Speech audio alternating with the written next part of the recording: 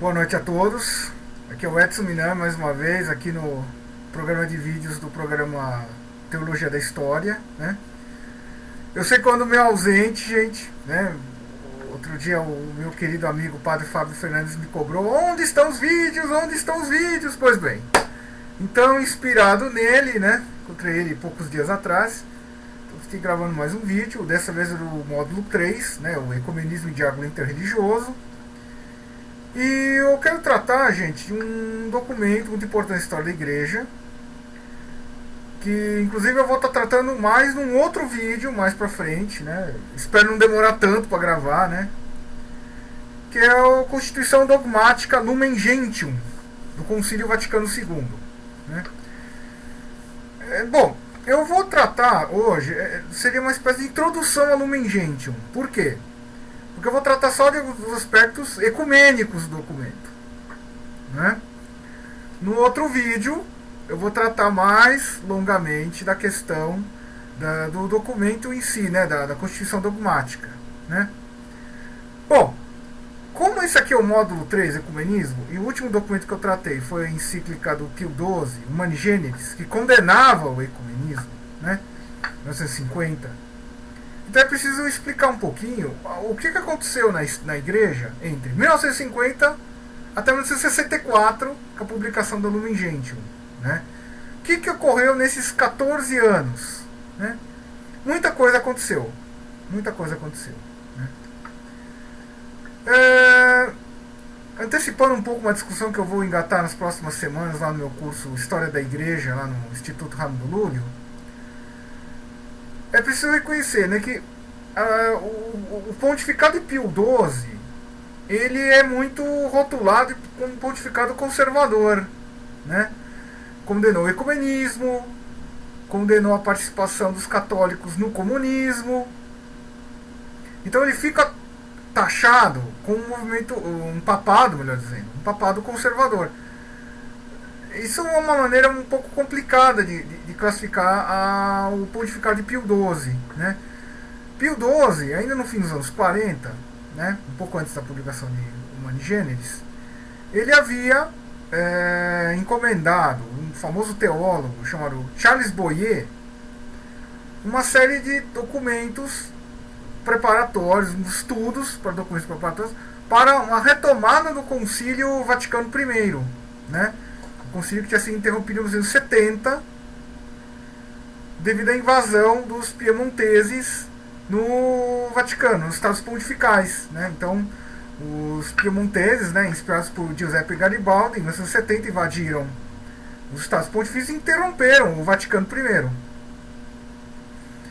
E há de se desconfiar, né? Eu tenho aqui um livro do Charles Boyer que trata do movimento ecumênico, publicado cerca de 10 anos depois, 1960 aproximadamente, né? Claro que já no contexto de preparação do Vaticano II. Então, lógico, isso é uma opinião minha, é o Edson Minami, que o concílio perdido de Pio XII, ele provavelmente trataria do ecumenismo, da volta dos cristãos separados, vamos assim dizer. Muito bem. Então, por que eu estou contando essa historinha, gente? Para mostrar que o papal de Pio XII ele tinha uma abertura econômica. Lógico, havia uma preocupação de Pio XII doutrinal, mas isso não foi possível, né? O Pio XII conta-se que consultou alguns cardeais, né? E engavetaram, né? Desestimular o Papa, né? De organizar um novo concílio, né? Nunca soubemos ao certo quem foram esses cardeais, é isso. Está naquela obra História do Concílio Vaticano II, volume 1, organizado pelo o Giuseppe Alberigo, né? Aí, 1958, chegamos em 1958, né? Cerca de uma década depois. O que aconteceu? Pio XII morreu, né? Morreu e é sucedido, né, pelo então patriarca de Veneza, né, Giuseppe Roncalli, né? O futuro São João XXIII, né? Então São João XXIII ele assume o pontificado e, menos de 3 meses depois, em 25 de janeiro de 1959, né, numa reunião com cardeais, ele proclama a convocação do Concílio Vaticano II, né? E aí toda uma discussão, né? Por que o nome Concílio Vaticano II, né? João XXIII vai dizer que era inspiração, veio-lhe à mente a ideia de uma inesperada primavera, uma imagem muito bonita, cheia de poesia, mas que infelizmente não nos explica nada, né? Mas enfim, João XXIII então justificou dessa maneira a convocação do Vaticano II, né? E logo nos primeiros meses de organização do futuro concílio,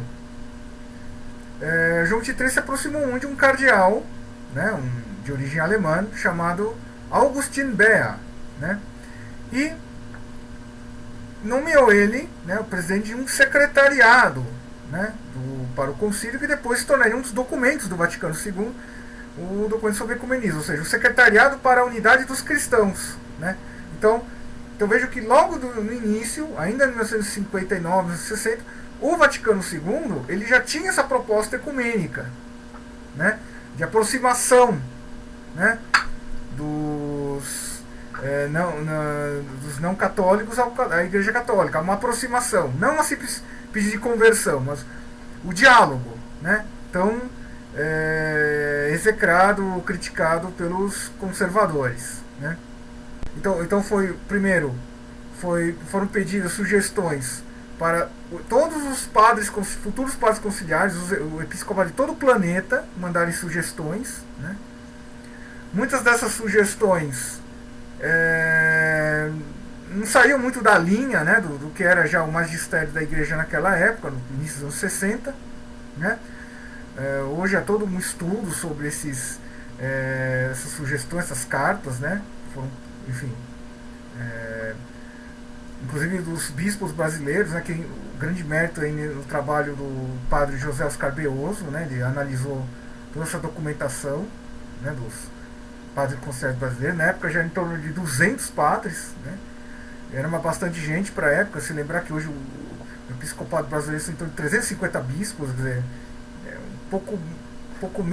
mais da metade do que é hoje, né, quer dizer, então era bastante gente para a época, 1960 e 61, por ali.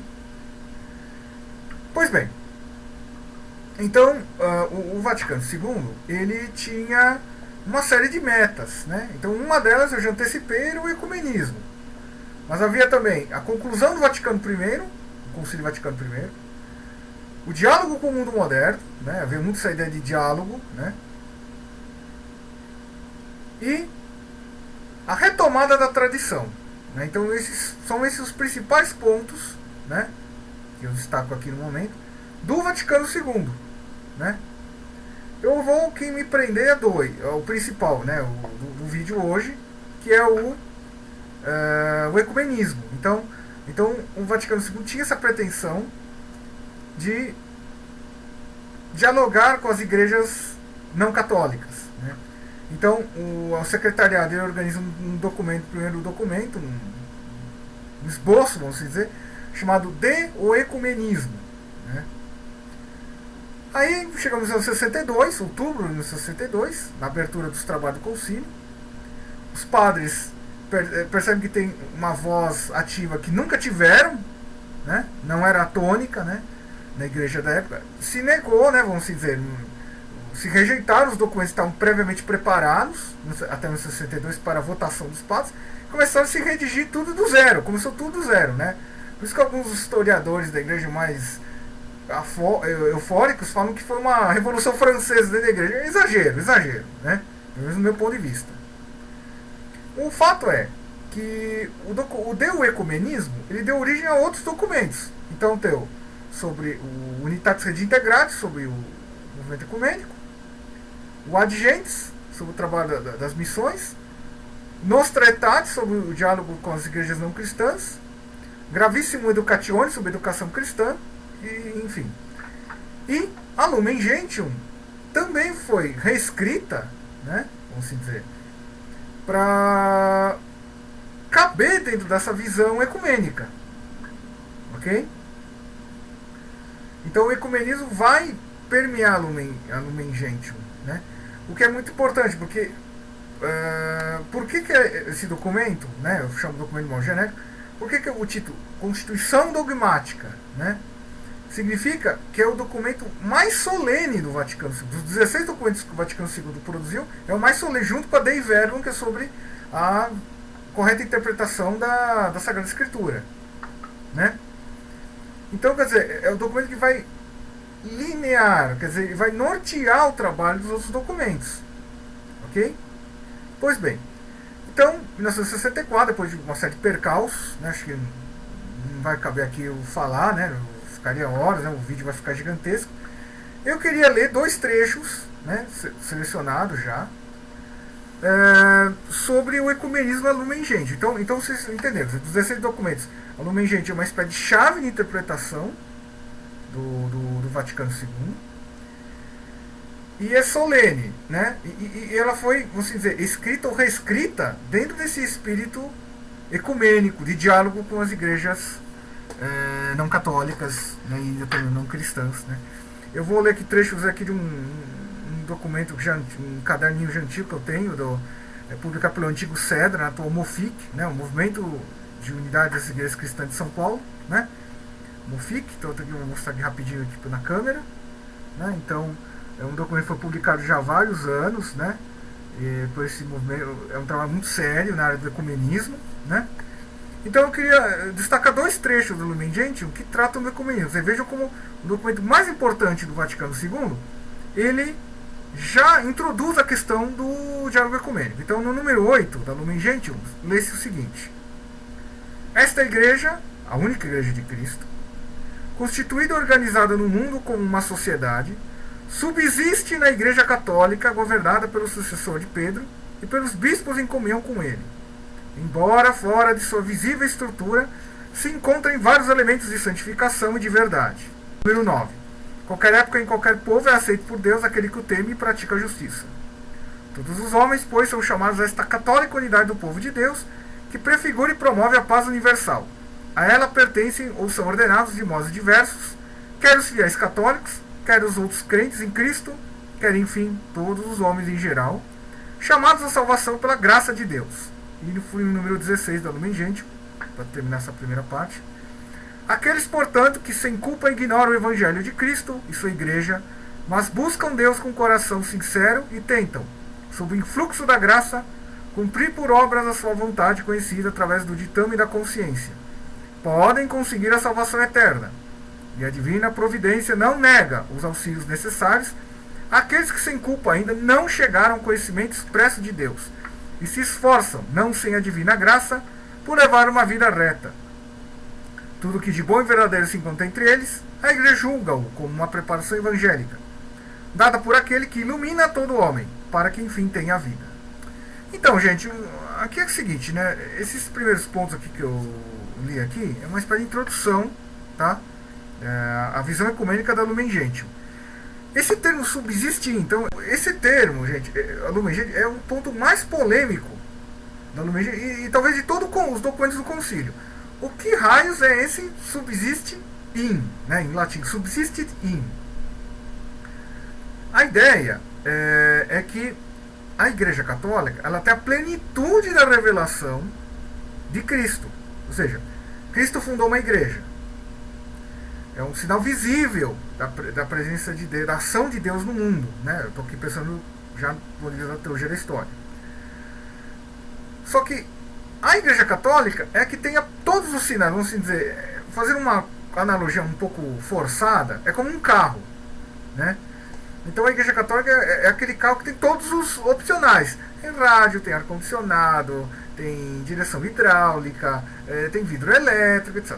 As outras igrejas não têm todos os itens, né? Agora, você consegue chegar até Deus sem os itens? Não é tão confortável, talvez seja mais difícil, né? O carro hoje em dia sem direção hidráulica, o volante é meio ruimzinho, né? Aquela coisa dura de virar, né? Mas é possível, né? Claro que com mais dificuldade. Essa é a ideia do que o documento coloca nos outros números que eu li, né? Quer dizer, existem sementes da verdade em outras igrejas. Agora, a grande discussão que fica é se sendo assim, vale a pena ser ou não ser católico, né? Então isso é uma discussão até hoje ainda é em aberto, né? A correta interpretação subsiste em. Eu admito que eu não tenho aquela formação teológica, né, para ficar discutindo. Eu fico com a interpretação mais tradicional do magistério. Né? Essa colocação de dúvida do subsiste em, quem faz é o Leonardo Boff, aqui nesse livro Piquititico, né? O Dicionário do Concílio Vaticano foi publicado há pouco tempo, né, pelo pessoal lá do Departamento de Ciências da Religião da PUC de São Paulo, né? E aí está aqui o verbete do Leonardo Boff, né? Ele entende que o subsiste em não dá exclusividade para a Igreja Católica, né? Eu, particularmente, não concordo muito com a visão dele, tá, gente? Eu vejo mais essa visão aí do que eu falei há pouco, dos acessórios, vamos assim dizer, né? Bom, há uma outra passagem da Lumen Gentium que também trata de ecumenismo. Eu gostaria de ler aqui com vocês. Aqui. Então é o número 15 da Lumen Gentium, que é o mais conhecido, o que melhor dentro da Lumen Gentium apresenta a proposta do ecumenismo. É um pouco longo, mas vou ler. Por muitos títulos a igreja sabe-se ligada aos batizados, que são ornados com o nome cristão, mas não professam na íntegra fé ou não guardam a unidade da comunhão sob o sucessor de Pedro. Muitos deles honram a Sagrada Escritura como norma de fé e vida. Mostram um sincero zelo religioso. Creem com amor em Deus Pai Onipotente e em Cristo Filho de Deus Salvador. São assinalados com o batismo, no qual se unem a Cristo. E até reconhecem e aceitam outros sacramentos nas próprias igrejas ou comunidades eclesiais. Não poucos dentre eles possuem mesmo o episcopado, celebram a Sagrada Eucaristia e cultivam a piedade para com a Virgem Mãe de Deus. Acresce a comunhão das orações e outros benefícios espirituais. Temos até com eles certa união verdadeira ao Espírito Santo, que também neles opera com seu poder santificante por meio de dons e graças, tendo fortalecido alguns deles até a efusão de sangue. Assim o Espírito Santo suscita em todos os discípulos de Cristo o desejo e a ação, para que todos, pelo modo estabelecido por Cristo, se unam pacificamente em um só rebanho, sob um único pastor. Para obter isso, a Mãe Igreja não deixa de rezar, esperar e agir, e exorta seus filhos à purificação e à renovação, a fim de que brilhe mais claro o sinal de Cristo sobre a face da terra. Aí. Então, gente, é um trecho um pouco longo, mas vocês notaram que ele passa um monte de ideias interessantes para nós. Né? A primeira, de que os batizados, né, os que se dizem cristãos, não estão todos na Igreja Católica, estão em outras igrejas também. Né? Agora, de novo, é aquela coisa que eu falei há pouco do número 8, do Lumen Gentium, do subsiste in, né? Tá implícito aqui. Aliás, sendo o número 15, lógico que vem depois. Né? Então, eu já pressuponho que você entende essa ideia do subsiste. Quer dizer, apesar de não terem a plenitude da revelação, eles também merecem ser chamados de cristãos. Né? Claro que aqui é bom lembrar, né? Nós estamos trabalhando com a divisão mais tradicional, né? Diálogo ecumênico e movimento ecumênico é o diálogo dos cristãos. E o diálogo interreligioso, ou macroecumênico, como alguns tentaram chamar uns anos atrás, é com as outras igrejas, fora do cristianismo. Né? Então, eu trabalho com essa divisão tradicional. Isso acho que é bom ficar bem claro. Bom, uma coisa que me chamou muita atenção aqui, quer dizer, uma visão até caridosa, misericordiosa com essas outras igrejas. Né?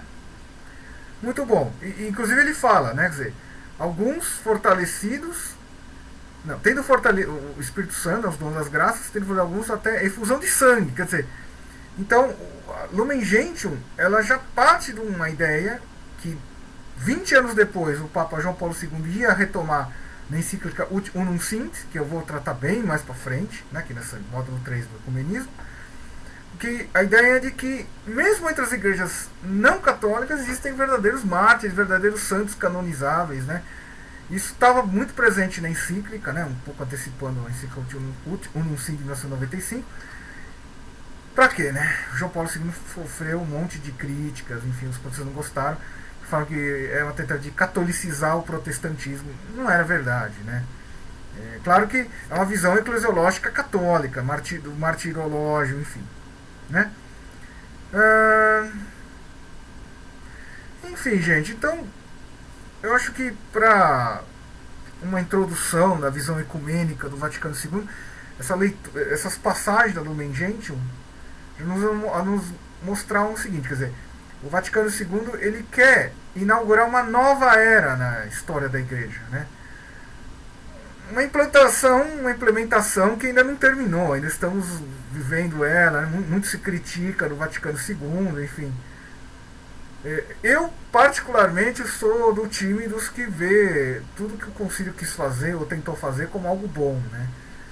E, bom, isso nos próximos vídeos eu vou tratar ainda, vou voltar ainda a Lumen Gentium em outro vídeo, né? Para tratar outras visões, outros assuntos que a Lumen Gentium tocando aqui. Eu me centrei apenas no ecumenismo e os próximos vídeos, os próximos meses, se o bom Deus permitir, vou tratar bastante aí desse evento que para mim foi fundamental na história da Igreja, o Vaticano II. Uma boa noite a todos e bom descanso.